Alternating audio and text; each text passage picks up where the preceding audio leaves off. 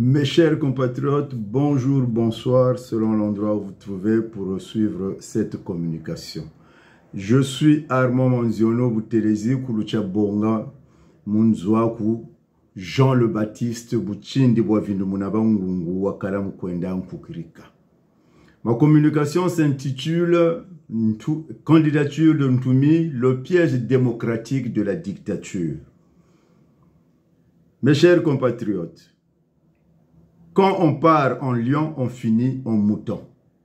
N'éveillez pas le lion qui dort. La moindre contestation sera catastrophique au Lari. Je dis bien sera catastrophique au Lari et je persiste. La moindre contestation sur ces élections, s'il vont y avoir lieu. Alors je m'explique. Le dilemme, ce n'est pas la candidature de Ntoumi. Il faudrait que cela soit clair, qu'on aime, qu'on n'aime pas, qu'on le diffame, qu'on ne le diffame pas. Je parle de Ntoumi.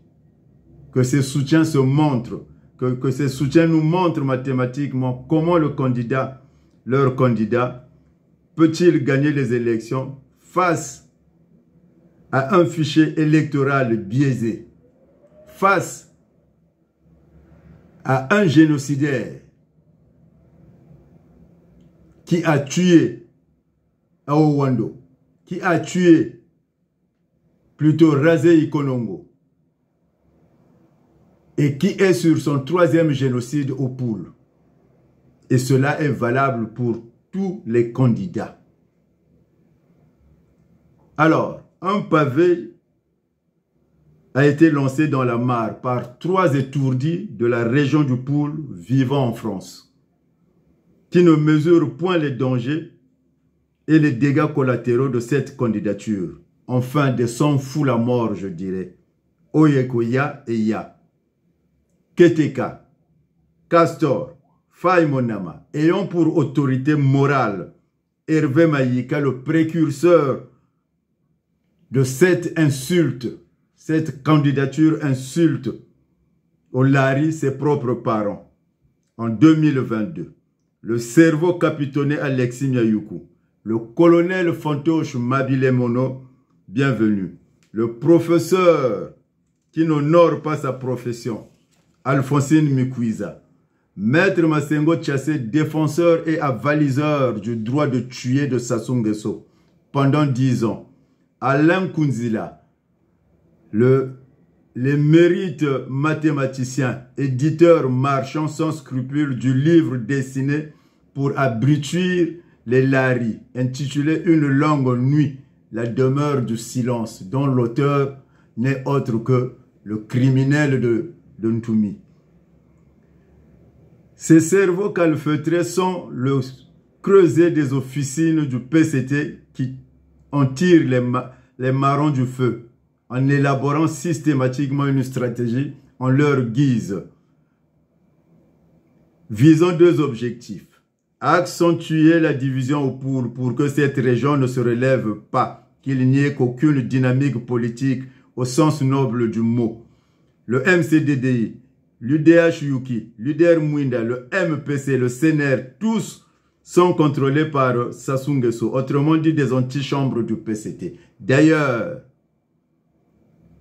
que constatons-nous suite à l'annonce de cette candidature qui est une véritable aubaine, une bouée de sauvetage pour Sassou Nguesso? Ntoumi s'est arrogé le droit de s'accaparer tous les oripeaux de leader du Poul sans avoir l'onction des sages et des intellectuels de cette contrée, qu'il est censé incarner selon lui et ses zouaves. Où est donc le sérieux? Ntoumi est un alter ego de Sassou Nguesso. Pour preuve, il nie même le génocide du Poul, à l'instar de Sassou Nguesso et son gouvernement. Pourquoi Ntoumi a sauté sur cette stratégie qui est in fine kamikaze? Ce n'est point pour sauver le Congo, comme certains le pérorent, et oublie que aucun candidat ne peut point gagner les élections dans les conditions de la gouvernance actuelle. Je vous l'ai déjà dit, face à un génocidaire, il s'est engagé sur cette voie pour quelques subsides afin d'assurer ses arrières et que sa descendance soit à l'abri des difficultés financières dès qu'il disparaîtra et qu'il ne sera plus de ce monde.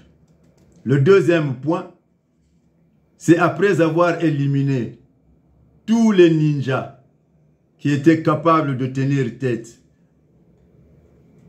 il s'engage et il a pris le rôle de cheval de Troie pour accompagner le règne à vie de Sassou Nguesso, destructeur du département du Poul en particulier et du Congo en général. Donc sa candidature ne fait qu'office de figuration pour légitimer la mascarade des élections de mars 2026 devant l'opinion internationale et faire de Sassou Nguesso un homme de paix, le premier démocrate congolais au monde. D'où la nécessité, je vous le répète, de boycotter ces élections présidentielles. Ceci dit, je dirais à ceux qui m'écrivent et qui veulent débattre avec moi, je suis prêt à débattre. Vous avez des médias, vous avez des journalistes. Vous avez Ziana TV, vous avez Afrikili TV.